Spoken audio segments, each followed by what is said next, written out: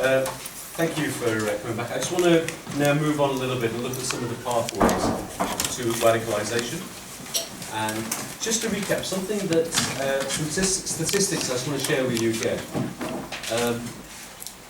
When it comes to radicalisation, to Islamist extremism, first of all, I hear a lot of stories, a lot of people talking about how it's underprivileged, uneducated, people who are living in slums who go out and become terrorists. And it's foreign policy, etc., etc., etc. I want to give you some data from the World Bank. And I'll give you some data from HJS as well. The World Bank interviewed foreign fighters in Iraq and Syria, and they found that the overwhelming majority of foreign fighters that went to Iraq and Syria to join ISIS had a higher social standing and a higher level of education than the national averages from the countries that they come from. So put that to one side. It's not true. The data does not support that. Those are ideological positions. In terms of foreign policy, that's another one that comes along. I was one of the, I don't know if actually there was 1 million people there, but I was one of the so-called 1 million people that marched in London, although I spent most of my time in a coffee shop, because I started off marching, but the march was so slow, I ended up going for a coffee and then waiting till the end and then moving. That's just the way it was. And I still sang on to the end of the march. Yeah, 1 million people marched against the second time we went into Iraq. The first time I was supportive of, 100%. Second time, at the time I wasn't supportive. I didn't really know that much about geopolitics, etc. But 1 million people marched against the Iraq war in London. Why aren't there 1 million jihadists? Foreign policy was a thing that drove people to become jihadist terrorists. The second question I'd like you to mull over is, if foreign policy is what's radicalising British, American, Western Muslims to go out and become jihadists, what has that foreign policy got to do with Muslims flying thousands of miles to Iraq and Syria and killing other Muslims and taking Yazidi sex slaves? Foreign policy is a recruiting side, and I will touch on this in a minute. But just have those two things in the back of your mind. Foreign policy is not the thing that drives people to become jihadists. I'll come on to why in a minute. Okay, so let's look at the pathways. I'm going to talk about the pathways here generically, and then on the next slide I'm going to go on to pathways for Islamist radicalisation, which sort of got into. But I really do believe that far left and far right is something that we need to be touching on.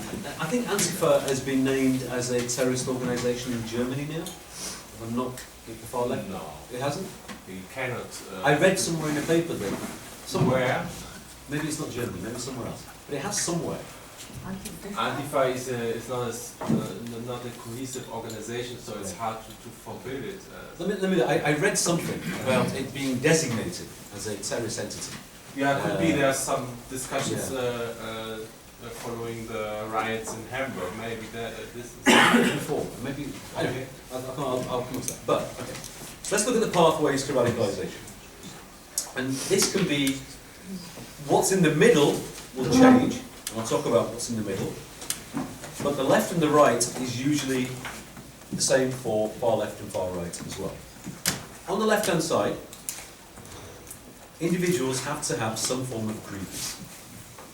Every single person in this room, when we all go to our own beds tonight, and before we go to sleep, we'll all have a problem that we'll think of. And my problem to me will be much bigger than anybody else's problem here, to me. And guess what? Probably in 2 days, 3 days, whatever, a week, that problem will be solved. But I'll have another problem next week. The point is, every single person always has, at some time in their life, or some form of problem. Okay. And grievances as a result of that. And grievances really fall into three general categories. The first one is a genuine personal grievance. Now, some of you will have heard of the lead bomber, Sadiq Khan, as opposed to Sadiq Khan, the mayor. Sadiq Khan was the lead bomber of the 7/7 bombers in London, and after the attacks, his video where he said, I'm doing this for my brothers and sisters in Iraq, etc., etc. But then he said something interesting that nobody hardly mentioned. May Allah accept my sacrifice. He felt he was going to get rewarded for it. But that's not how his journey began. His journey began, he was middle class, wore a tie to work every day. He was an educator, worked in a school. Some say he was a teaching assistant, but he was a bit more than that. He was doing a lot of class preparation time and teaching children as well. So he was sort of this weird combination of teaching assistant and teacher. And university, spoke English as his first language, integrated into the community, the wider community. But he had a problem. And his problem was he fell in love. That was his problem. He fell in love with the girl that he was courting, he was going out and had a girlfriend at university, more than three years at university, and then carried on seeing her. She was Pakistani origin, she was Muslim. He wanted to marry her. He plucked up the courage to go home to his father, because he knew what was happening in the background back at home, and asked his father if he could have permission to marry this girl. Father said no, no way. Why? Because the father had already promised him to his cousin in Pakistan, who he'd only met once or twice in his lifetime, and when they were born, a deal was done between the father and the sister that their children would marry, arranged marriage. He had a real problem. Foreign policy was nowhere in his mind. He wasn't even interested in politics. Nothing. He needed a solution. He kept pounding away his father kept saying no. What he did was, he found people in the middle here, and the lens here, in his case, was Islamism, but it can be far right or far left ideology as well. It can be fascism, if you like, it can be communism, whatever the ism is. And somebody in here, it was a group of people who in those days were part of the Al-Muhajirun network, which was Bakri, and they were what they used to call in their town the God Squad. They were the, not quite jihadist Salafis, they were revolutionary Salafis. They'd gone from Hizb ut-Tahrir to Al-Muhajirun. And they were doing the dawah stalls and doing various sort of things, moving prostitutes off the road and things like that, bullying and all these kind of things. One day, he happened to talk to them, and brother, what's the problem? Brother, can you help me? My father won't let me marry my girlfriend. Is she Muslim? Yes, she is. All this kind of thing. They fed him with verses from the Quran and passages from the Hadith, the saying of the Prophet Muhammad, peace be upon him. Things like, when choosing a wife, the three things you should look for are piety, piety, and piety. That's a Hadith. Doesn't say your cousin, doesn't say any of that. And he kept going back to his father, and his father thought, wow, he's quoting Islam back at me. The Quran and the Hadith. Wow, he must be right. And eventually, he gave in. And he allowed his son to marry his girlfriend from university. He now had a new family. Because I remember in my commercial sector days, reading a report. I don't know if it's still around. The Gartner Group used to be around. Sure. The Gartner Group in the 90s said that somebody is more likely to buy off somebody, 25 times more likely to buy off somebody if they've fixed a problem for them. That's a psychological reaction. He now had people who were fixing problems, and he was ready to buy more of what they had to offer in here. That was a genuine grievance. For other people, it can be racism. Of course it can be. But racism, I have racism. I remember the National Front in the 70s coming along and they used to call it Paki bashing, that's what they used to call it. And they used to come along and beat us up, we used to have to run from them until we got old enough and we all had martial arts training that when they came back, they didn't come back again. Why am I not a jihadist? Why am I not a terrorist? Why didn't I go that way? I went to CMD, I went to far left. But there are push and pull factors that will either drive people and pull them back. Another one is the partial grievance. And a partial grievance is a grievance that's based in a partial truth. Foreign policy. Every country does some things good, some things very bad. It's the way it is. It talks about the 1 million people. What they'll talk about Israel, foreign policy, design Israel as an apartheid state. They'll talk about the West backing Israel, etc., etc., etc. But what they won't tell them is that, you know, in Kosovo, further Muslim genocide was prevented in Bosnian Muslims. What they won't tell them is that the likes of Jeremy Corbyn, by the way, who I regard as far left, Corbynistas, actually signed a parliamentary declaration that there was no actual genocide in Bosnia and Kosovo. It was a Western American imperialistic plot.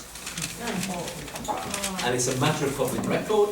If you do a search under Jeremy Corbyn and Kosovo genocide, you'll find the parliamentary declaration signed by all these MPs. In the US, you've got Trump. In the UK, we've got Corbyn. And you've moved from Obama to Trump. And I think we've moved, I mean, it's early, but I think we've moved from one extreme to the other, where we had Obama refusing to name the problem. And if you don't name the problem, here, David Cameron, Tony Blair, etc., named it as Islamism and separated it, you know, from Islam. Obama and his government refused to name the problem for whatever reason. We can go in, you know, whatever the reason was. That meant that civil society decided that they would name the problem. Because you've got constantly people saying we're doing this in the name of Islam, Islam, Islam, Islam, etc. And then say it's got nothing to do with Islam. Well, the reality is that the people who say it's got nothing to do with Islam are wrong. The people that say it's got something, it's all of Islam are wrong. It's somewhere in the middle. It is some interpretations of Islam. I call it Salafi, Jihadi, Islamist political interpretations of Islam have caused what I've been talking about, the current modern day terrorism we're seeing in the West. That doesn't mean that there isn't Shia terrorism as well, Shia extremism. I'm specifically talking about what people are talking about in the UK and the US, etc. So Obama refused to name the problem at all. I remember Trump saying that, okay, from not naming the problem, we're going to say Islamic radicalization. That's wrong as well. It's an overreaction, I believe, to what Obama's government was. Islamism is the correct word. Here we've got Jeremy Corbyn, who describes Hamas and Hezbollah as his friends. Publicly, you'll see the video, just go on YouTube, you can see it. Who described the IRA as his friends and was against the peace process in Northern Ireland. And the chilling factor is, the day that Theresa May announced the snap election here in the UK, I predicted a hung parliament, because I know her, and I know she's not a campaigner. She's never had to campaign in her life. She's had a safe seat, you know, everything's fine, she's never had to campaign. And I know that Jeremy Corbyn has always been a protest politician, and he's a very, very good campaigner. He was a hung parliament, and analysts suggest that had the election campaign gone on for another few weeks, Corbyn may well have won. So we could have had Donald Trump in the US, Jeremy Corbyn in the UK, and then the triple threat would have been, well, not triple threat, different kind of triple threat, would have been possibly Marine Le Pen in France. Oh, Geert Wilders as well. There's something going on. It's polarization, moving away from extremes, and middle ground is going in different directions. So, a partial grievance, can be foreign policy, is difficult to repute because it can be used to drive people here, but then something else has to happen to bring them into the lens. I'll come on to that in a minute. Then you've got the perceived grievance. And that's a grievance that doesn't really exist. Conspiracy theories are part of that because, you know, a lot of people live in echo chambers, you know, online echo chambers, which is my real world, here sitting here or when I'm on this. Sometimes it's difficult to actually differentiate and actually determine which is my real world. There's a great photograph of my wife and myself that my daughter took when we were travelling somewhere on the train. We're both on our phones. I'm 52, she's 50. Yeah, whatever. Both of us on our phones. And that's after I've banned mobile phones from the dinner table at home, from a very young age. But we were at it. First thing I do when I get up in the morning, I go on Twitter, I go on Facebook, I go on all this, you know. Is that my real life? I don't know. But there is one thing to say also at this point. A lot of people, you know, after the terrorist attack in Manchester, you may have heard a lot of people say he was radicalised online. I don't know if you guys have read that. Bullshit. Bullshit. Right, I'll tell you why it's bullshit. 23 arrests that took place in Libya, we were involved as an organisation behind them quite a lot, because our president, who was a former commander of Osama bin Laden's, was also one of the founding members of the Libyan Islamic Fighting Group in Libya, and before he disavowed the ideology and theology, and he knew the guy's father, and we helped British and Libyan intelligence services get the full picture. The full picture was, he was radicalised initially at home. His father was a senior member still of LIFG, which is affiliated to Al-Qaeda. First thing, osmosis from home. Second part of it was at mosque. His father was a muezzin at mosque. A muezzin is somebody who leads the call to prayer. You should take him to mosque regularly. The mosque has on their, unless they've taken them down now, I've downloaded them, on their official YouTube channel, hate preachers who have preached hate at their mosque, saying kill homosexuals, making statements like get filthy Jews away from me, all apostates should be killed, and the only true Muslim is somebody who's a holy warrior. Part 2 of his radicalisation, empathy, sympathy, support. Part 3 was his father took him when he was 16 to Libya to fight against Gaddafi, and he fought, and he actually joined the Al-Qaeda wing that was fighting against Gaddafi. Part 4 was he came back after the fighting for Gaddafi and he went to the University of Salford, and my son knew him. My son graduated from the university about a year and a half ago, and he knew him sort of hi, hello, hi, that kind of stuff. And he'd also tried to recruit my son to his ISOC, the Islamic Society, which refused to name ISIS as a terrorist entity, and lots of other things as well. That was part 4 of his radicalisation. His father knew that he was potentially becoming a terrorist, took him to Libya, took his passport off him. He persuaded his father, I'm not going to be a terrorist, Dad, don't worry. Learn how to make a bomb online. That bit is true. He learned how to make the bomb online. Came back here and within days carried out the attack. Nobody goes online to buy a pair of shoes or a handbag or something, end up, whoops, suddenly becoming a terrorist. They've got to be looking for something, or somebody has to find them. This lens in the middle, and I'll talk more about that. Personal grievance. An example. A friend of mine now, who used to be a senior recruiter for Hizb ut-Tahrir, was once on a train. I haven't heard this story before. Was once on a train. He was a recruiter for Hizb ut-Tahrir then. And he saw a young woman who's wearing the hijab, identified her as Muslim, and she was brown. She had a young child with her. She was reading a free newspaper that we give out in the undergrounds and metros here. The front page of the newspaper was a celebrity who had been charged and maybe found guilty of child sexual grooming. He knew at that given moment in time, subconsciously, she must be thinking about the safety of her child, even if it wasn't at the forefront of her mind. He went, he's a clever guy, he went and started and engaged in a conversation with her, saying to her, look at these role models for your children, the Western, immoral, corrupt society. You're never going to have safety for your child. Come and join our gang. The only way you're going to have safety and security for your child is if you struggle with a utopian Islamist caliphate which will be fair and just for everyone. He's out of Hizb ut-Tahrir, she's still there. I think her child is as well. In here we have push and pull factors. And in here we have the intellectual, ideological, social, emotional and spiritual discussions, conditions and behaviours. And we have charismatic recruiters, very, very important. I talked about a charismatic recruiter, Tommy Robinson, another charismatic recruiter, Jeremy Corbyn, Marie Le Pen, the list goes on, Osama bin Laden, I don't believe Baghdadi was a charismatic recruiter. I think it was other people that were actually doing it for him. But they have to exist. And it happens online and offline.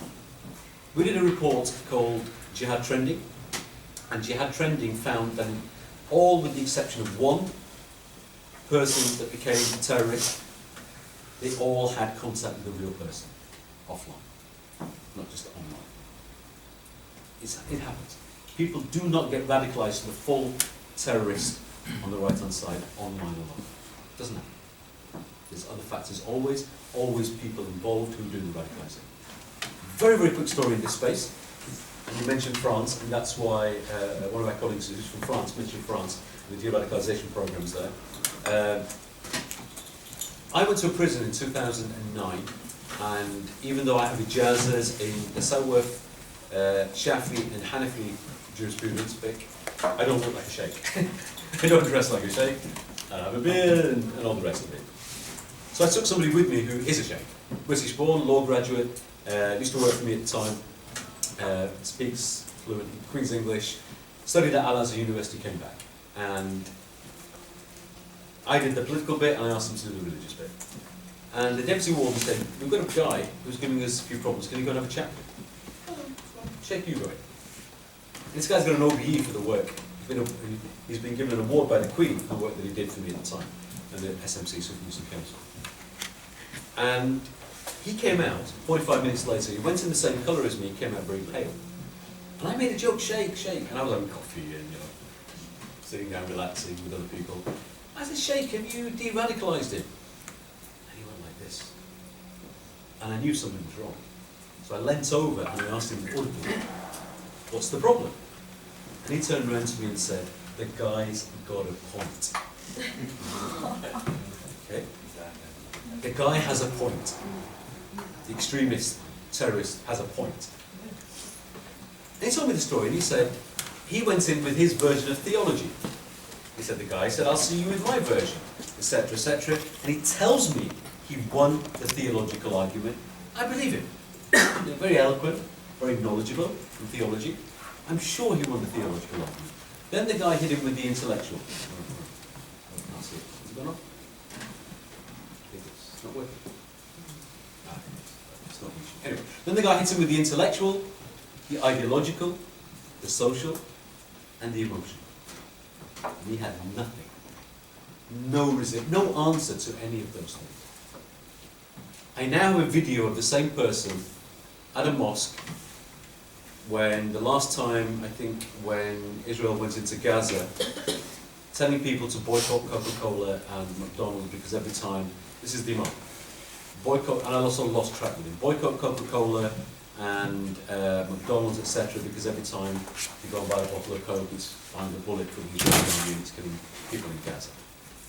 He's the same person who was honoured with OBE. Yeah. So I have a video of him. Does he still have that honour? Yes. You don't lose it for that. Anyway, so I lost track of him, he went off to do his own thing. It's not always just the theological. His theology, he says he hates Wahhabis. He says he doesn't like Islamists.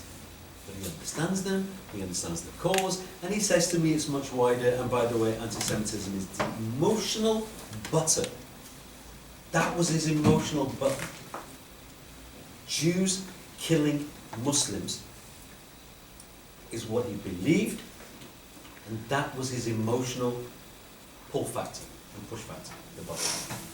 But the lens in the middle is designed to do 7 key things. The lens in the middle is designed, first of all, to create the otherization.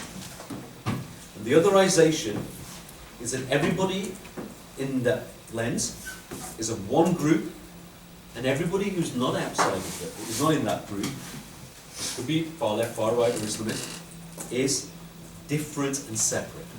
The second, by the way, I just want to say something. ISIS and Al-Qaeda don't radicalize anybody. They don't radicalize anybody. They don't have time to radicalize anybody. What they do is take people who've got to stage 5 and then tip them over to 6 and 7. Stage 1 to 5 is done by care, isna, Muslim Council of Britain, ICNA, all these other groups, who create this otherization. And the next step is the collectivization. Collectivization is that everybody on the outside is all part of the Jewish conspiracy. And it's all the same. Otherwise they'd be in their gap. The third thing is the oppression narrative. This is where the Jews and Israel really comes into it.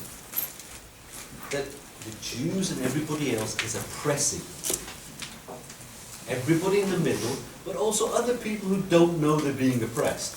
If they knew, they'd be in the group, supporting them. The fourth thing is the collective guilt. That everybody is part of this conspiracy, everybody else is part of this oppression, and is complicit in the oppression. The fifth one, where it starts to get scary, is the supremacism narrative. That everybody in the middle is better than everybody outside, to the left. ISIS will play in that space a little bit, and so will Al-Qaeda, but they don't have the resources to do the otherization, the collectivization. They don't have it. And they don't do it. We monitored that. So what happened was that we monitored their official propaganda, and there's a book called The Virtual Caliphate on our website, which looks at the theory of their propaganda, and then documenting the virtual caliphate, which monitored for the month of Shawwal, at their peak, their official propaganda that came out of Iraq and Syria, and at their peak they were producing 38 unique pieces of propaganda every day. 21st century jihad. That's what they latched onto. Less than 5% of it was barbaric. Less than 5%, most of it, and otherization, all the rest of it, oppression, no. Mercy. Bit too much. Yeah, a little bit of that. Come to the land of milk and honey. Come and settle it, all these kind of things. So yeah, I do recommend reading it. It's all online, you can, on our website, you can have a look at that. When groups like ISIS and Al-Qaeda and other violent groups come in, it's there. What does it say? 6 and 7 to move people to the right. And 6 says we have to retaliate for the aggression and defend ourselves. And defend everybody else, because they don't know they're being oppressed. And the 7th one is violence is the only way. That's where Al-Qaeda and ISIS kick in, and that's why he's only got 2 weeks before somebody goes from empathy to, because all they have to do is take this group of people who already believe in these 5 emotional behaviours through the lens of Islamism, tip them over. And they don't have to do that many because the numbers are growing. Capacity building. People have received, Islamist groups have received millions, hundreds of millions around the world. Australia's doing this, by the way, as well. So we're sending to Australia, and I had the same debate. They're even behind the US. I had the same debate. They said, we're happy to contain the problem. If we contain the problem, it'll be okay. Don't worry. No violence. Pull my hair out. You're making the same mistakes we've made, and the US is making, other countries are making. France is using imams to go in and try to de-radicalize people in prisons. I've advised the French government, and lots of other things, and I can tell you some of these imams are also going through the same journey, the beginning of the same journey that the imam, the Sheikh I talked about. That's the problem in France. So these 7 key, and they can be broken down into subsections as well. Move on to the right, utopia, the theological or ideological justification, revenge, and solutions to mental health. 40% of a Scandinavian country's convicted Islamist terrorists have now been diagnosed, post-arrest, and we were involved in the work, of having Asperger's syndrome, or Asperger's as some people pronounce it. I went to a presentation in DC in 2007 or 8, where somebody presented a paper from a think tank there who said Al-Qaeda are hacking medical records. Then. That was then. Looking for people to target. And if you look at a number of convicted Islamist terrorists, they have had problems. And that's the lens in the middle, and the genuine partial perceived grievances on the left-hand side. If you want to take a photo, by all means. Ideological, social, spiritual, religious, intellectual. and on the right-hand side, for Islamists, is struggle for the utopian Islamist state, the theological justification that God wants you to do it. This is what was being mentioned earlier on today, and what I responded to a little bit. They're being told the only way you can be in God's gang, it is a gang, that's the way I see it. The only way you can be in the Islamist God's gang is if you do this, because God will accept you if you don't, and guess what? Oh, not only will you be accepted, you'll be rewarded. That's why a lot of these people you'll hear aren't, in inverted commas, practicing Muslims. No such thing. Anybody can be a Muslim, you say the Shahada. In fact, as I mentioned earlier on, traditional classical scholars regarded Jews and Christians as Muslims as well. Yeah, that's the way it used to be. Not now. The modern day concept is to tell Muslims that they had only way, and just to go back in here, this bit in the middle, the bit that was talked about this morning, identity. They've created a unique, one-off, single identity for this individual, that you're in God's gang. All the other multiple, because, you know, the reason why I told the story about being a punk rocker was I had multiple identities. I still do. You know, at home I'm a father. It's part of my identity. And I have to be sometimes strict with my children. When I'm out, I'm different. I'm not strict at all. You know, some of the children have been naughty when they're younger. Now I don't. But as much. Now they're, my boys are both over 6 foot and they don't tell me off.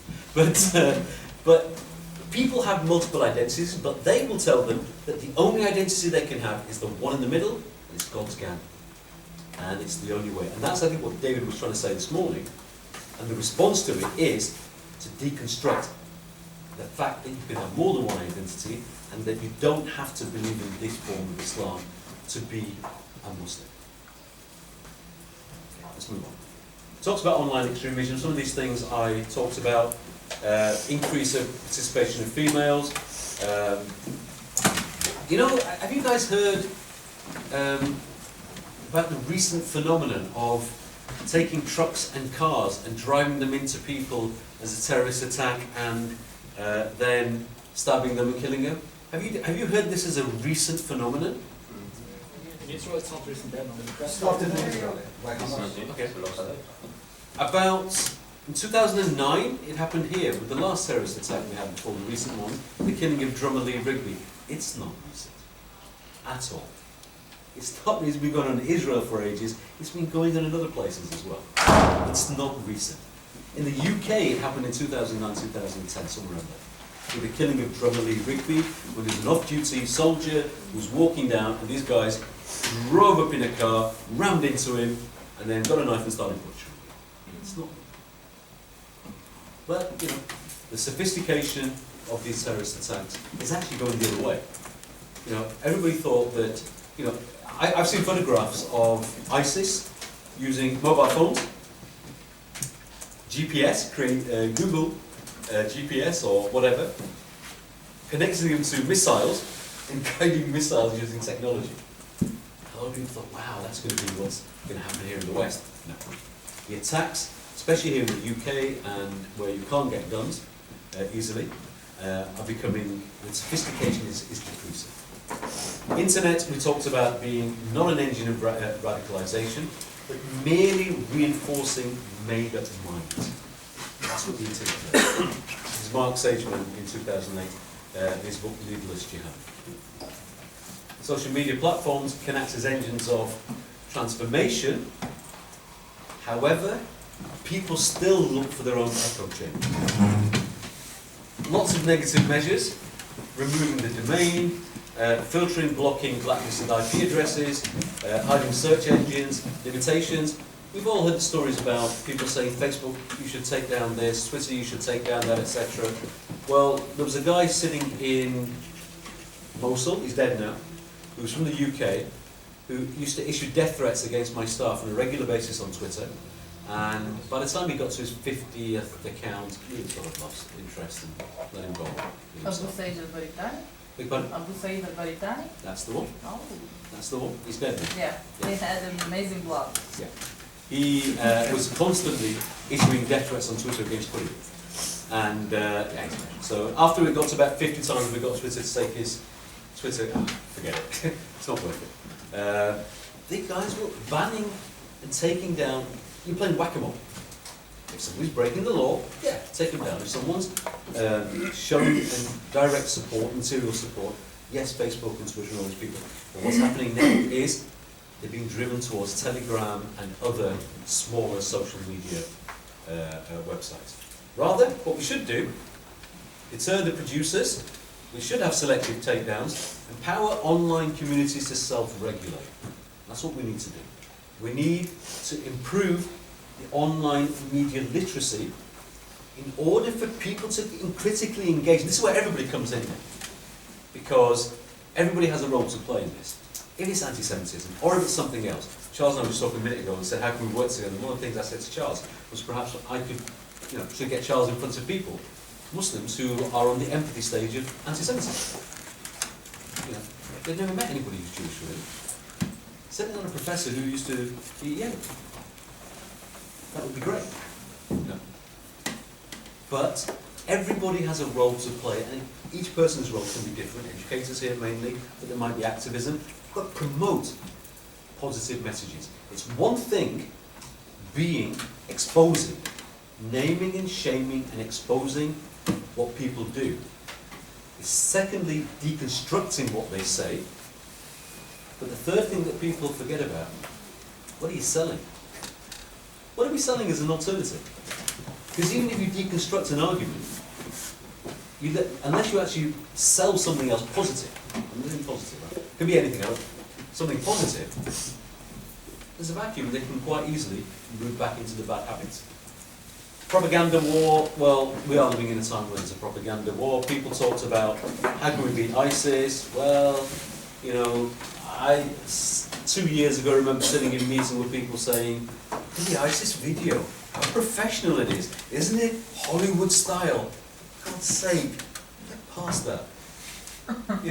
We have people in our civil society now, people like, MNC Saatchi's, people like other PR organisations that have been telling people what shampoo to buy for decades. Where's the public sector, private sector, education sector partnerships? It's starting, by the way. That's what we were saying at the time. Let's get this civil society galvanised. People talked about, the ideas and just focusing on the ideas and narratives, we risk making the same mistake. I talked about the alternative. We're going to ask better questions. Why is it that these groups, and now I'm going to expand this to a triple threat, why is it that the groups from the triple threat are able to create this polarisation online? And Charles, you might remember 2 or 3 years ago when we met in an evening session, and I talked about this graph, I grew about nutty. Do you remember that? So I've destroyed this graph. So about 2 years ago, I remember providing an intervention. It wasn't my session, and somebody was talking about propaganda war. I said this 2 or 3 years ago, and I said that if we have a baseline here of values, these values can be human rights, they can be pluralism, they can be a whole bunch of things. All the things that most of us in this room would say are things that we aspire to. On the left-hand side, let's look at nuttiness or craziness. This can be far left, far right, whatever. Right now, on this side of the graph, this is what we've got. But what I said in that meeting 2 or 3 years ago is, that's what we've got on the right-hand side. I took a deliberate decision to change Quilliam 2.5 years ago from just being an academic think tank to an organisation. We now call ourselves a counter-extremism organisation, not a think tank anymore. We still do academic research, but we want to work in this area. We want to work in the political, policy, and media, and grassroots. If we just produce academic reports, which we used to do a lot, and we still do, how are people going to read them? How do we take those academic reports, research, etc., and filter them down into what we say within the office, a fatwa in 140 characters? A fatwa, edict, whatever, point we want to make. I used to read a lot. I was a prolific reader when I was younger. Starting from when I was very young to Blyton, all the way to some very complicated philosophy books and a whole bunch of stuff. Now I have a problem reading something that's more than 2 pages long. New culture. That's the way it is. I have a problem because I'm too busy. You know, I'd rather get somebody else to read something. So Sebastian Gorka, who works for Donald Trump, when he was given his position, I needed to know what he thought. So I didn't read his book. I got one of my staff to read his book and then give me a 2-page synopsis. I don't have the time. So how do we get message? And these people, they know what they're doing. They're getting galvanized using social media, and whether it's far right, or whether it's far left, or whether it's Islamism, whatever, that's what's missing. And people on the left, and this is a graph I put up 2 years ago to say people have been pulled that way, we need to increase that, otherwise that's going to get bigger and bigger and bigger. Guess what? That has got bigger and bigger and bigger in 2 years ago. The middle is going that way. To whatever position they want to take in the triple threat and variations thereof. It's a problem. Until we figure that, until the centrist, the middle ground, slightly right of centre, slightly left of centre, whatever it is, or bang in the middle of you, happen to be bang in the middle of you, very fortunate that you are. Until we figure out how to increase that, academia has a role to play, social media has a role, a whole bunch of things have a role to play. We're not going to find the solution until that gets bigger and bigger, and positive message through these 3 areas. And that's why I moved the organisation away from the think tank to a Christian organisation. So that's something that we need to do. By the way, these slides are available, and Charles can pass them on. Talks about the ISIS propaganda in the virtual caliphate. Utopian narrative is the key message from ISIS that I mentioned. Why is it effective? Because it's broad. It catches many, many different targets. It's not as focused as we think it is. And I'll come on to solutions in a minute. It's anti-establishment. I wrote this slide 2 years ago. This particular slide was written 2 years ago, that it's anti-establishment when there's a general societal malaise about the state of the establishment.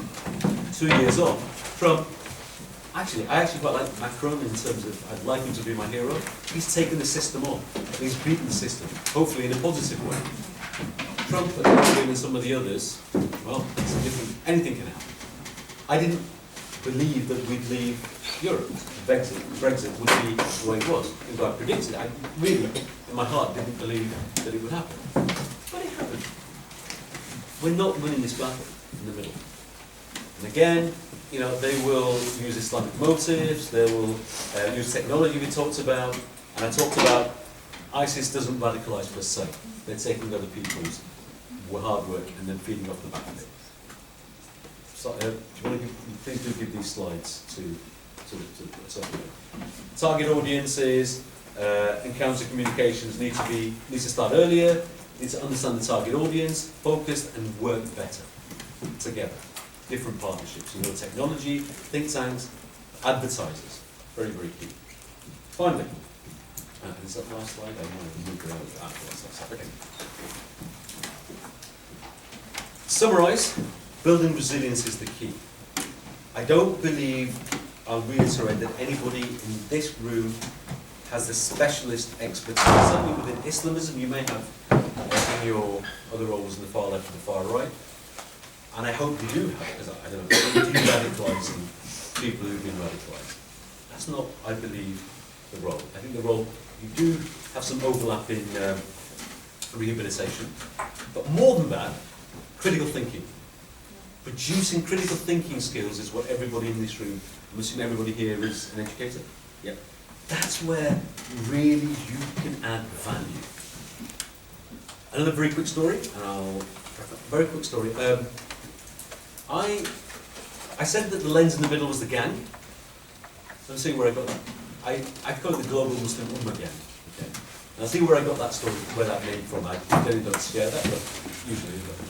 So, my wife is an educator, she's a teacher in a primary school. And the headmistress at the time called, a few years ago, called me and Haras, can you help me? We've got a problem. And I thought, well, Yvonne hardly ever calls me, and you know, I meet her at Christmas and various things, socialising. Her husband used to teach me at school when I was at middle school, and she wouldn't call me on my phone unless there was something serious. So I was in the school that afternoon. What's the problem? She said, there are a bunch of 9-year-olds, so the school in those days was like 40–50% of the population, of the kids there were Muslim. Got a bit more now. And she said that there's a group of kids, happens to be Muslim, who formed what they call the Global Muslim Ummah Gang, and they're going around beating up other kids because they're not part of the gang. They're kafirs, and they're this, and they're that, all the rest of it. Zionists was a word she mentioned. All these things that they don't even know what they mean. They're 9-year-olds throwing all these words that they've heard. And they stopped the kids and asked them why they were doing it, etc. And the kids said, it's to do with our religion. And guess what? The Islamophobia alert went up in her mind. I don't want to do something that could cause, she thought, I don't want to do something that could cause the council, who she reports into, and the trustees, etc., to be accused of Islamophobia. So she better call a Muslim in who can help. You know, the counterbalance, the Muslim. But she knew me, and she knew. So I said, so okay, let's have a look at this. Have you spoken to the children? She said, yes. I said, what would you do if this was racism? Now, we know what we would do then. Okay, talk me through what you would do. I knew what the answers were. Okay, the first thing we would do is we would log this as a racist incident. Because you have to by law. You didn't by then for prevent. Now you do. Off the back of this story. Then log it. Are you sure? Yeah, log it. Log it as an attack that is based on xenophobia. Fine. What would you do next if it was a racist attack or incident? We would speak to the children. Have you spoken to the children? Yeah, we've done that one. Great. Fine. Okay. We told you it was Islam, our religious duty, that's why you called me in. What would you do if this was a racist incident next? What would we call the parents in? Have you called the parents in and discussed it with them? No. Why not? Because we wanted to speak to you first. Is it really in the religion that they have to do this? This is a headmistress, a very educated headmistress. You know, a senior, one of the best primary school headmistresses I've had the pleasure of knowing. She's retired now. I said, okay, let's call the parents in. Get the parents in. Well, they're coming to pick the children up in half an hour, whatever. Fine, I'll wait, hang around. Got the parents in. Discussed it with the parents. Parents were appalled. I knew they would be. Parents were appalled. What next? Use critical thinking, critical inquiry, activities and skills to help persuade these people that they're on the wrong path. And that's what they did. It's not rocket science. But there is a belief and a danger of people saying that they're going to be called Islamophobic. So that's where I get the name of the gang from the Global Muslim Ummah Gang, what these kids used to call themselves. But we need to move past a few things. So everybody here has a role to play in building resilience.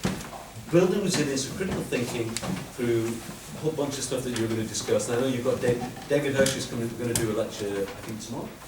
Great guy. Some of you may have seen him from before. A lot of time from I did a lecture from the Goldsmith University where he's at, where there were 5 Muslim students or 6 Muslim students, and he expected them to give me a hard time, and 2 of them asked for a job afterwards. And all of them said they actually did come along to give me a hard time, but then afterwards thought, actually, he's right. So, but David on the far left is one of the best minds, I believe, in the country at this moment in time. And he can talk about the regressive left and far left. Building resilience through academia, through critical thinking, through activism. Let's not forget that every single person in this room can be an activist as well if they want to be, they're allowed to be. I don't know what your conditions are for the jobs that you have. Activism is very, very important. But in terms of building resilience, we need to do some certain things. Move past the community leader model. That's real racism. That's neo-Orientalism. It's racism. You know, would you say, think about this, would you say to a Christian who's white, take us to your white leader? Or anyone, not to a Christian. Would you say that? Would anybody in this room actually, who's of colour, go around to someone, take us to your white leader? In the US or here? In the US or here? Yeah, I guess. That's a valid point. You just wouldn't. So why say to Muslims, we need to engage with Muslims through CARE, through Muslim Council of Britain, through other people that come up all the time, the community leaders. Guess what? The largest Muslim organisation in Britain is the Muslim Council of Britain. At the last recent Mori or Ipsos poll, their support base had gone down from 4% to 1.9%. They claim to be the largest.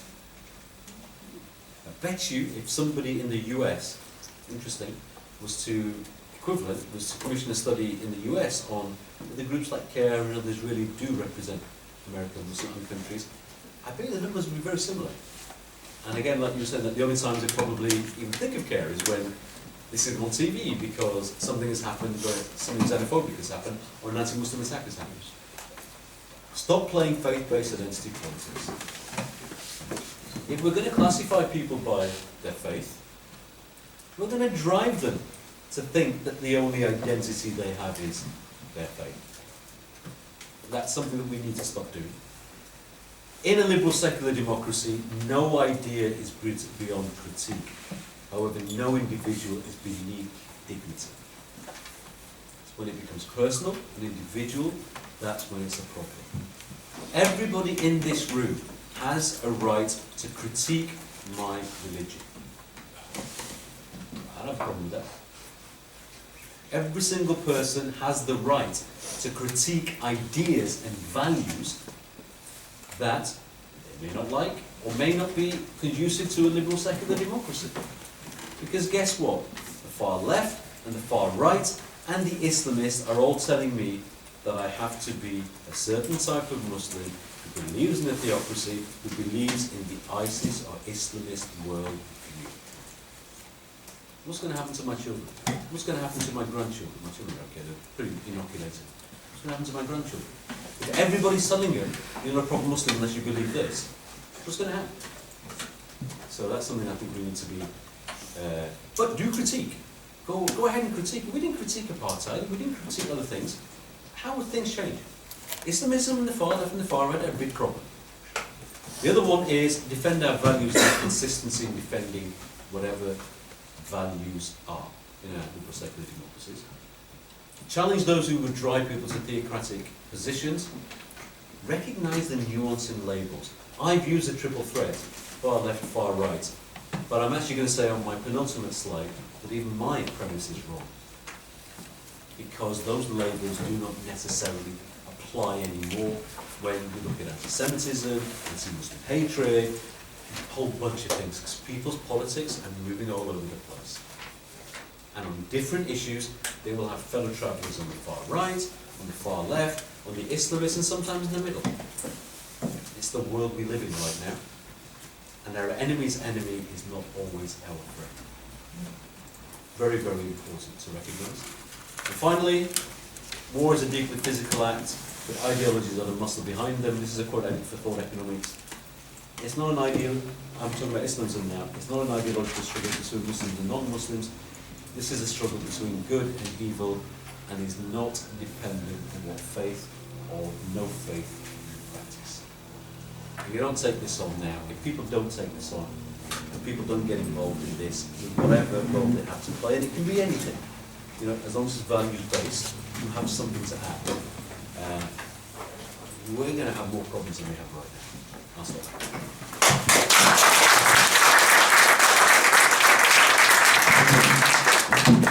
Okay, so everybody points to me and I'll put you on the list. I'm going to start off with a quick question. Going back to the estimates, that according to the British security forces, just in the UK, there's a need to monitor 5,000 to 25,000, perhaps even more, suspects or people who are on the edge of being active. And the resources just don't exist. And it's similar in France and more countries. So that's happening on the one hand. On the other hand, the Islamists, we understand that in their waging the war against the West, against democracy, democratic principles, that the more conflict they can sow, the better. The more terrorist attacks, the more there's going to be a backlash against Muslim citizens in Europe and the United Kingdom. So they're sowing the seeds for a greater conflict, which I presume will probably increase the number of suspects. So that's sort of a process that's happening, and it's a global process, and there's very powerful forces behind it. And on the other hand, we're just coming off a period of time where, and you mentioned that Quillian Foundation was pushed out of the United States, essentially. The previous administration silenced intellectuals, research centers, think tanks that were dealing with political Islam, Islamism. And we were all saying that this vacuum that was created by the American leadership on this issue, Or lack of leadership. but they were leading, Yeah. was going to create a vacuum that was going to, not only strengthen, they were actually working with extremists in the Sunni and the Shia world, but was also going to, the silence was festering kind of the rise of Western nationalism, the Le Pens, the Kurt Wilders, and perhaps the Donald Trumps of the world.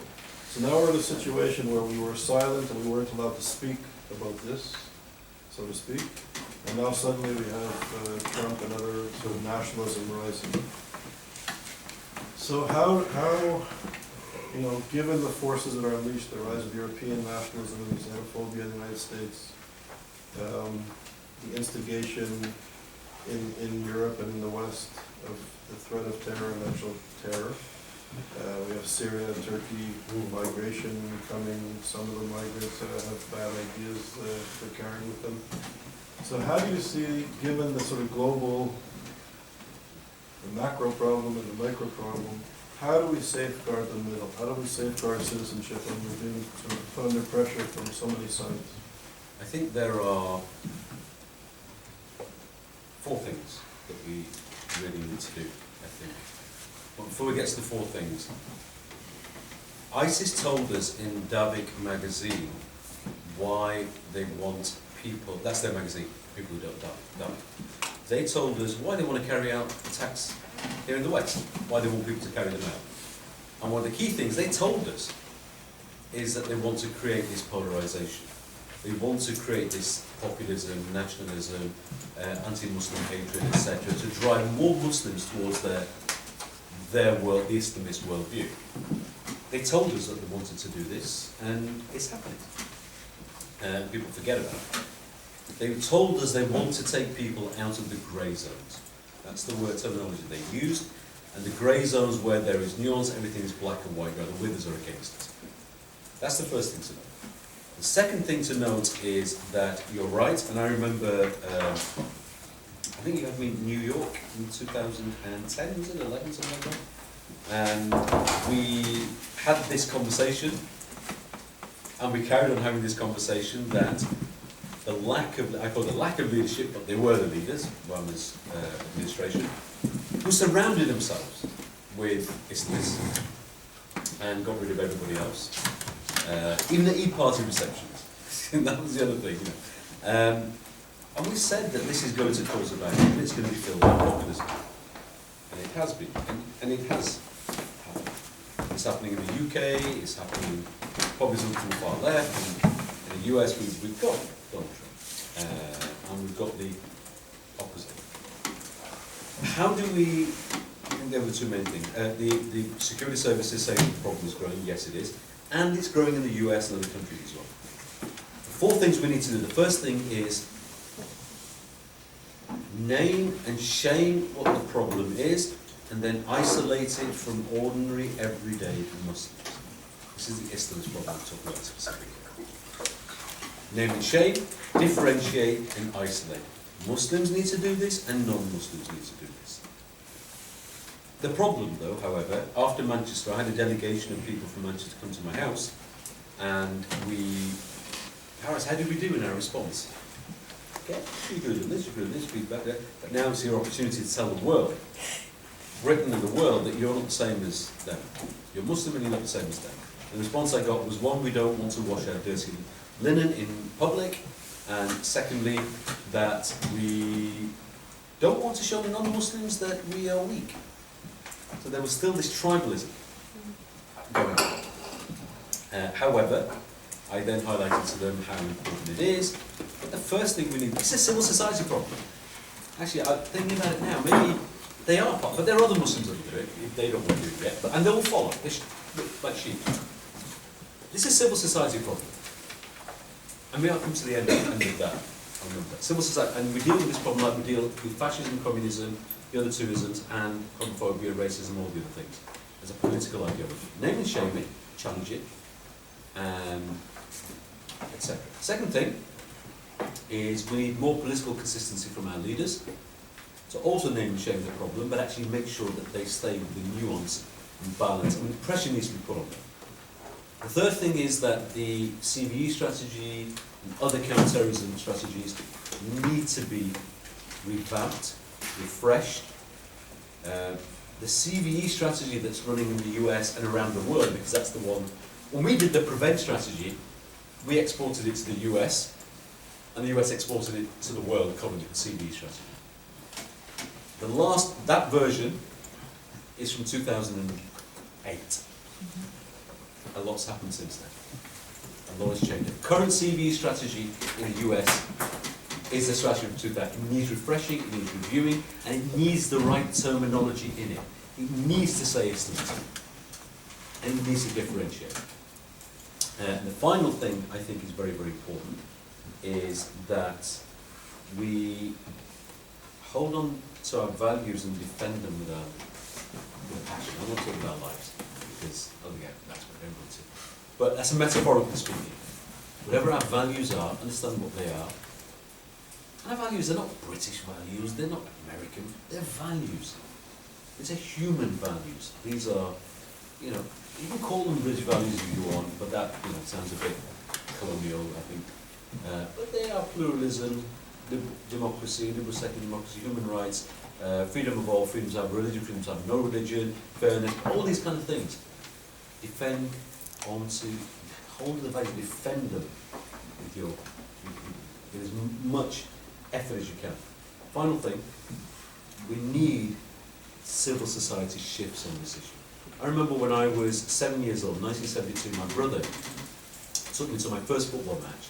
It was at Manchester United at Old Trafford, and I saw Georgie Best play, and I've supported Manchester United ever since. But we had to leave 20 minutes, 15 to 20 minutes before the end, and I didn't know why. I was 7. And every time he took me to a game, we used to have to leave early. And so I was old enough, and he could explain it to me, that the reason why we needed to leave early was that there was a high probability that from the home fans even, because of the colour of our skin, we would get beaten up. And he'd get in trouble if his 7-year-old brother was beaten up from mum and dad. But that was why. Since then, we've had a civil society movement called Kick It Out. Kick It Out, and a subsection of that, Kick Racism Out of Football. Celebrities have been involved. Academics have been involved. Politicians have been involved. Different aspects of civil society have been involved. And the way they've got this activism out is through a combination of education and transmedia initiatives. Social media, TV, magazines, radio, t-shirts, a whole bunch of stuff. We need a counter-civil society movement to this phenomenon, which is Islamism, far right and triple threat. And why is it particularly...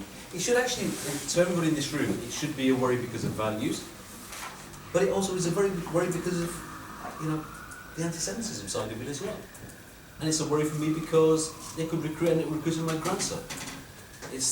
I believe that Islamism is anti the spirit and the soul of the soul of spiritual soul of the inner moral excellence and state of ihsan within Islam. Civil society movements need to tackle this in the same way we tackle others. Sorry. So first of all, thank you. I'm not even thanking you for the lecture, I'm thanking you for everything you do. I think Kulin's voice is maybe the most important voice, and it's an understatement in our free world. I've been working a lot on this issue. I wanted to ask you something about the first radicalizing groups. You've mentioned some of them. You've mentioned the Muslim Council of Britain, you've mentioned many more. I wanted to ask you about a little bit of a different kind of group, like Mission Dawah. Do you know them? I know. I'm sure because they know of you. And Mission Dawah are radical Salafi group.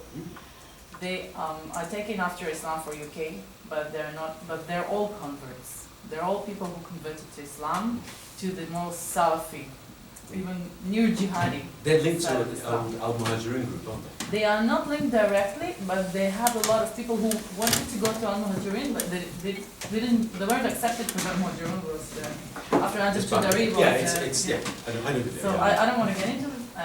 The thing is that I know that they have been converting people and radicalizing them, and some of them were recruited to jihad for Syria, for Sham, and stayed there or died there.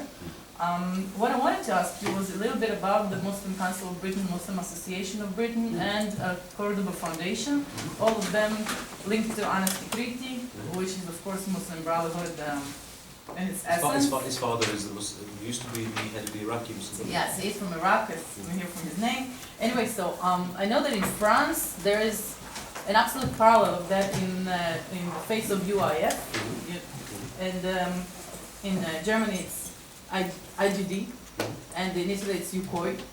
And I'm asking you now if you think that the Muslim Brotherhood was radicalizing Muslims and converts in order for, I mean, would you say they're the first link that is radicalizing? They're the first. No, I wouldn't say they're the first, but I think they've been one of the most prolific radicalizers. If you look at, let's say the UK for example. I mentioned that, you know, faith-based identity politics didn't happen in the UK.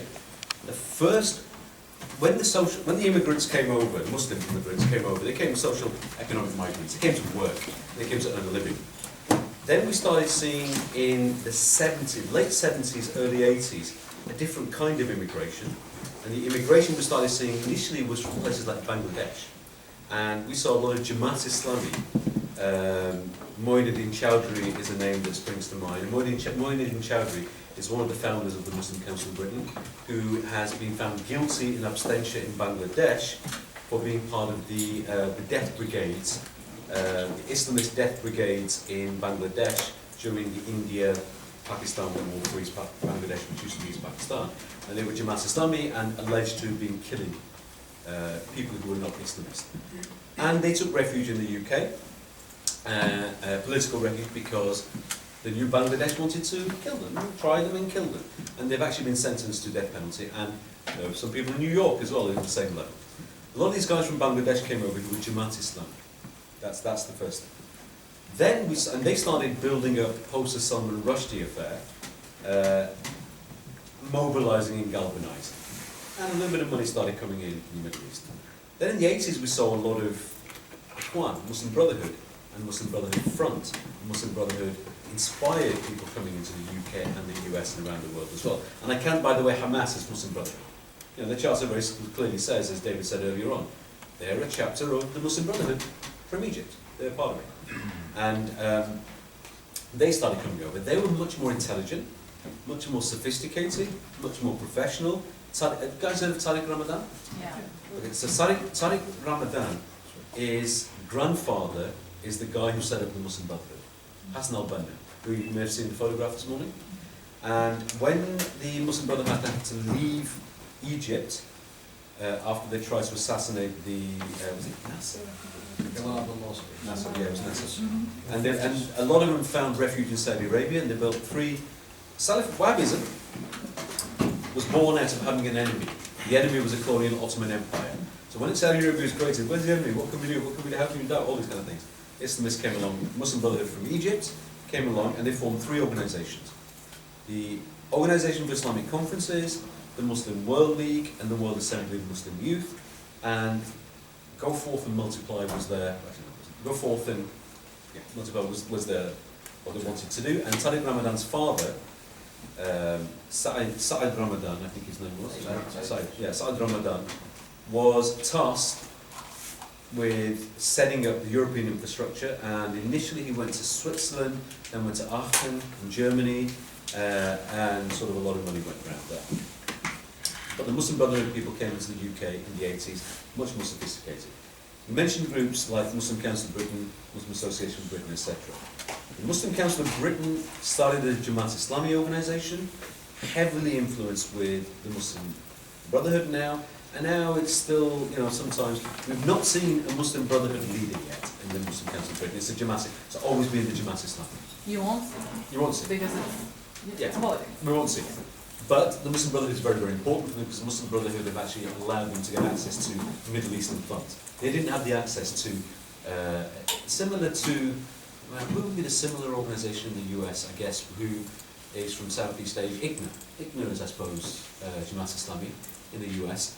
And one of the ways they got access to Middle Eastern funding was through people from the Brotherhood and other organisations, because their contacts weren't in the Middle East, their contacts were in India, and Bangladesh and places like that, and Pakistan. So what Muslim Association of Britain did was to help the Muslim Council of Britain become more sophisticated, more professional, and gain access to funding. They were the brains. For a long, Dawud Abdullah, for a long time, was very influential with the Muslim Council of Britain in reforming. Iqbal Sakrani and all these other people, not very professional, he was the brains. So, to answer your question, they've been radicalising people to stages 1 to 5.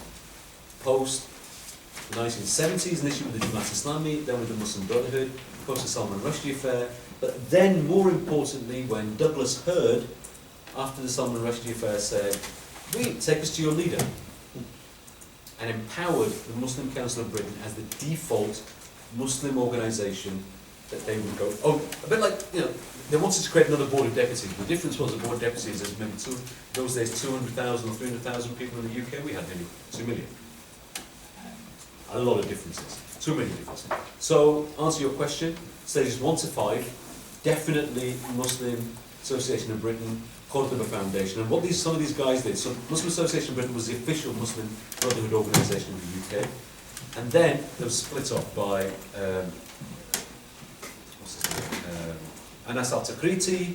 There was Boom Boom Tamimi. We call him Boom Boom Tamimi because he says he wants to go, if he had the ability, he wanted to go and blow himself up in Palestine, is what he said, and then they would say, go and do it, we'll pay for your ticket, and you can go. But so we call him Boom Boom Tamimi.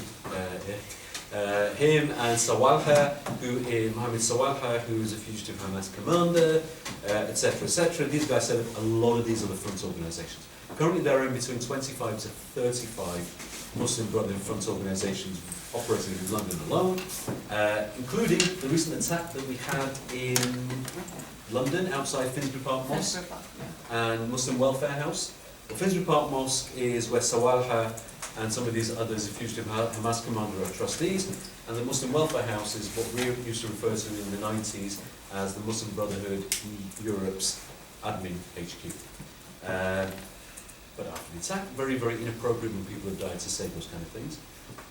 Without those people, the radicalisation would not have happened as fast, as efficiently as it's happened in the first 5 stages. The other groups you mentioned, they go straight for the kill. You know, Al-Muhajirin was prescribed, and they split up into a number of front organisations, etc., but they're the same. There are Al-Muhajirin all but name, and we call them ISGAP. They are. Yeah, that's who they are. They're Salafi jihadis. Direct to Salafi jihadis, straight from 1 to 5, or 1 to 7. Thank you so much. So that's a long answer. So it's fine. We have 15 minutes of time is moving. So what I would like to do is collect 2 questions. Is that okay? So Daniel and then Lizzie. Thank you for the presentation. My name is Daniel, I'm from Hungary. 2 very simple questions. There are some parties in Europe for the Muslim minorities, but all of them are pretty unsuccessful. They didn't even get the popular support, which is their share of the population. So why is that? There is no significant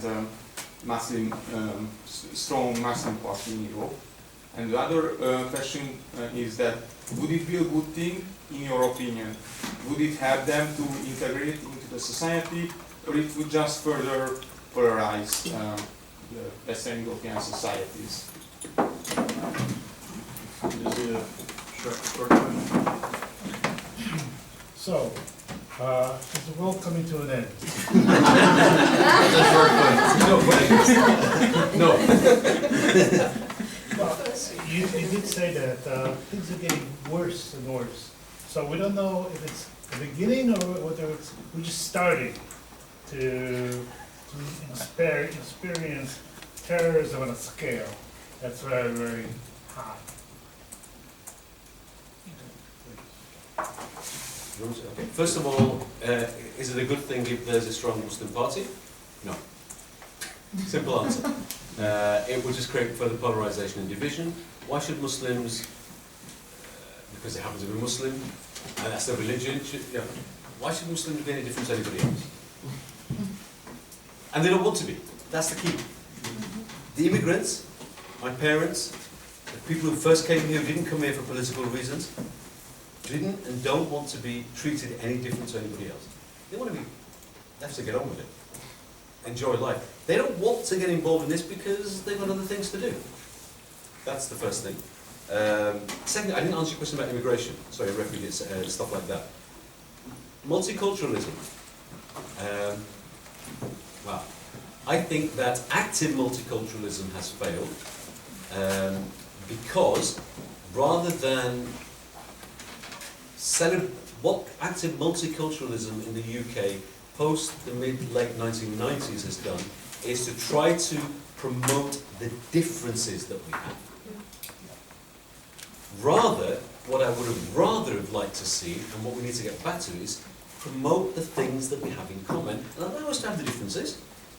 We all got differences. I like certain food, I support a certain football team, whatever. I do certain things that are Pakistani culturally. Yeah, but promote the things that we have to say. And I think that we need to get to it, because we failed.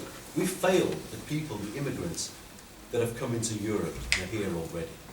We, collectively, and I include myself in that as well, we failed, because we were promoting this way. I don't know what the answer is in terms of immigration, should be controlled immigration, or this, that and the other. If someone's in trouble, the human being in me says, I kind of want them to be able to get away from places where they're being killed or dying. But what I don't want to do is to have their children, not them, because they won't, they run away from oppression. Their children or their grandchildren being told, come and join God's gang, or come and join the far left, or come and join this. I'd rather be able to put processes in place to build that resilience. That's what I'd rather focus on.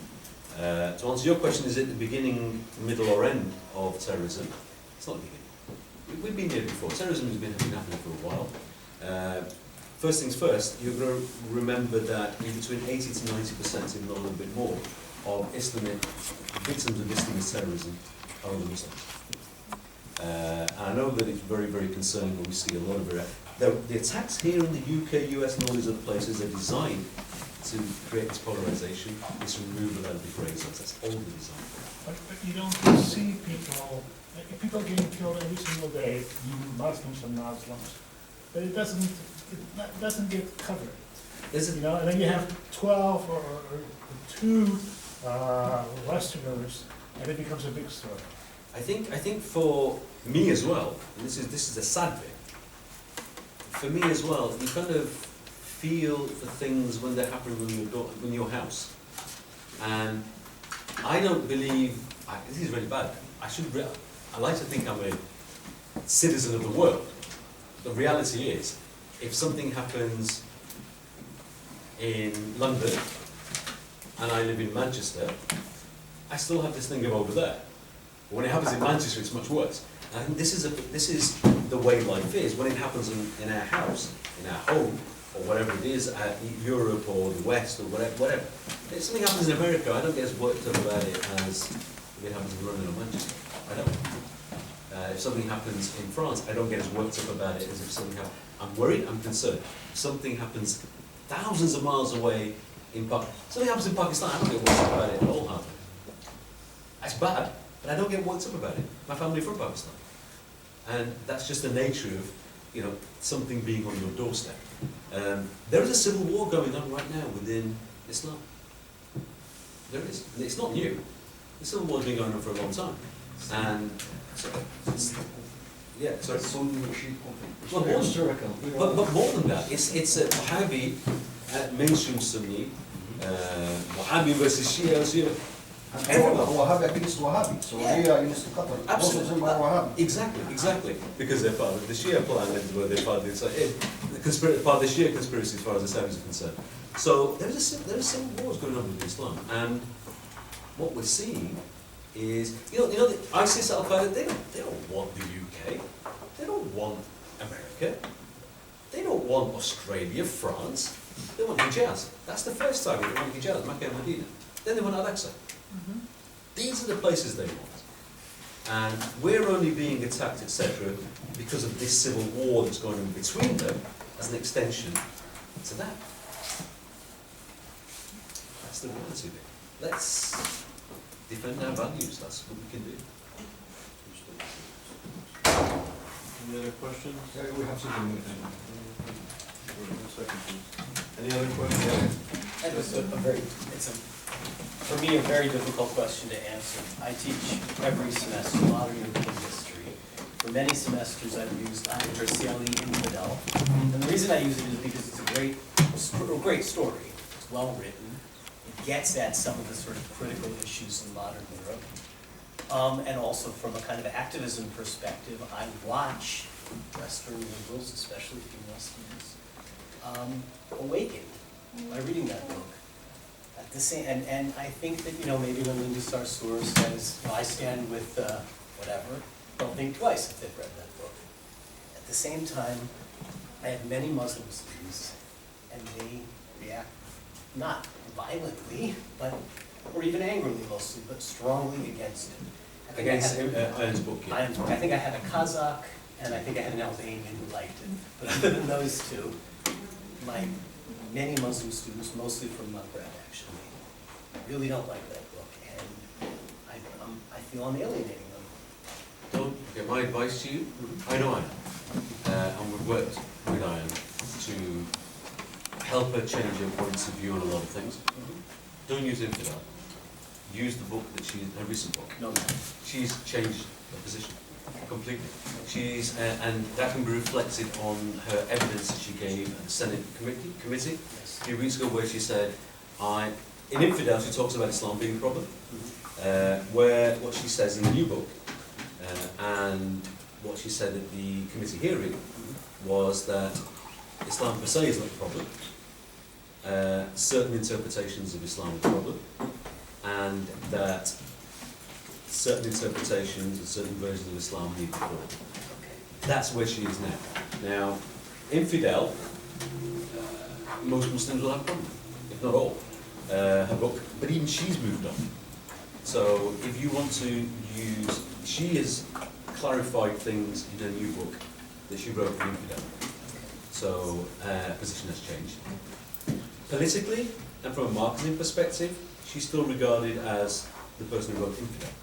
And even though she's gone public a few times and accepted that her position has changed, which is a good thing. I think the changing position is a good thing. You're going to have a problem convincing people, because all they'll see is Infidel quote from the book, and then you'll be saying, well, have you read a new book? She says this, that, and the other. If you want to have that kind of physical, actually that's interesting. What you could do is use Infidel versus her new book. No, that's a journey. Course, but yeah. That's a journey, and Yeah. takes, let's say, this is what she says there, Yeah. but this is what she says here. Yeah. Discuss what's happened in the middle. Thank you.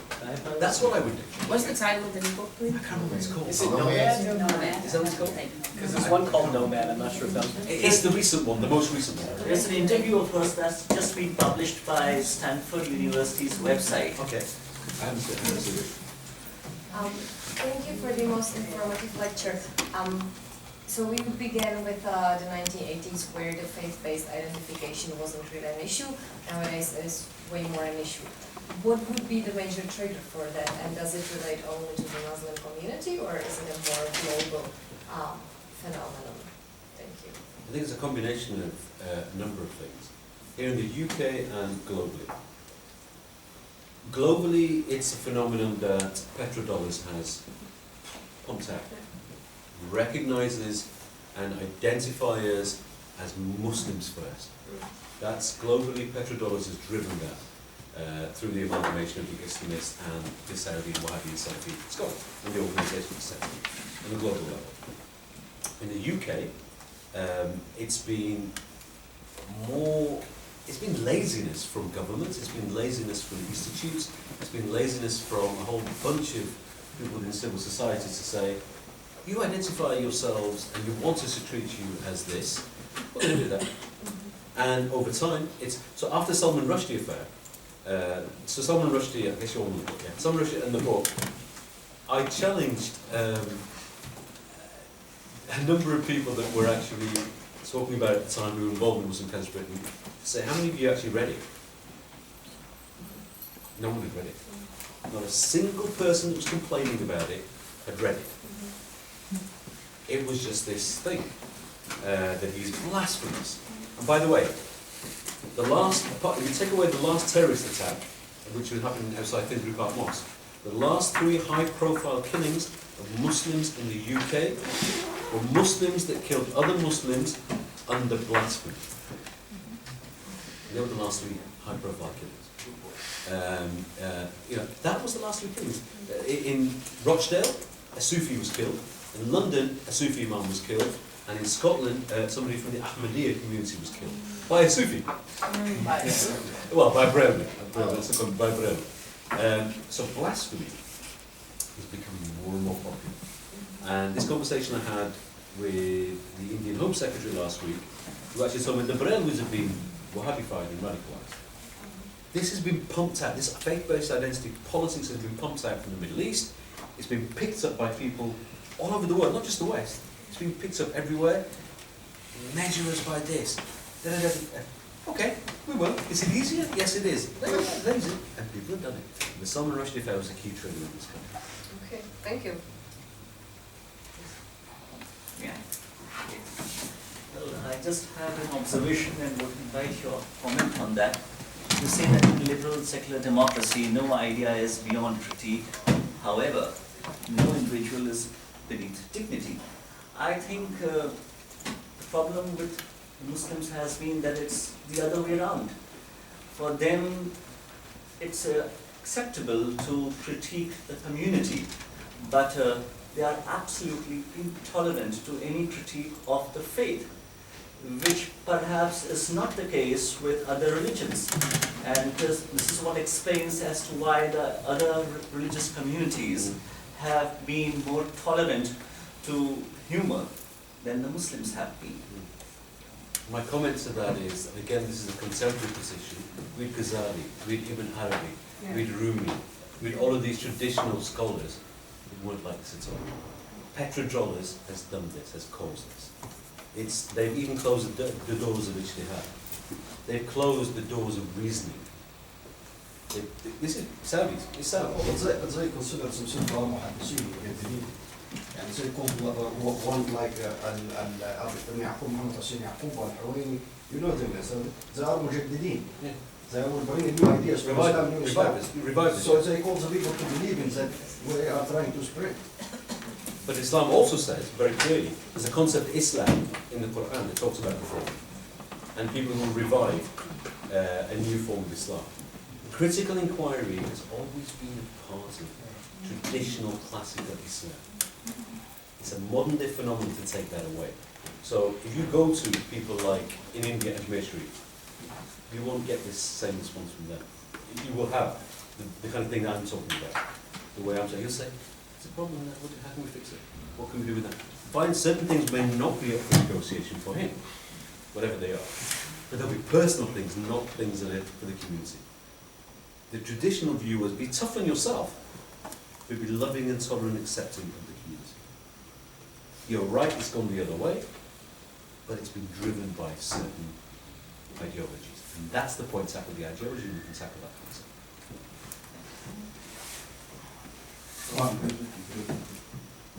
Anybody else very quickly?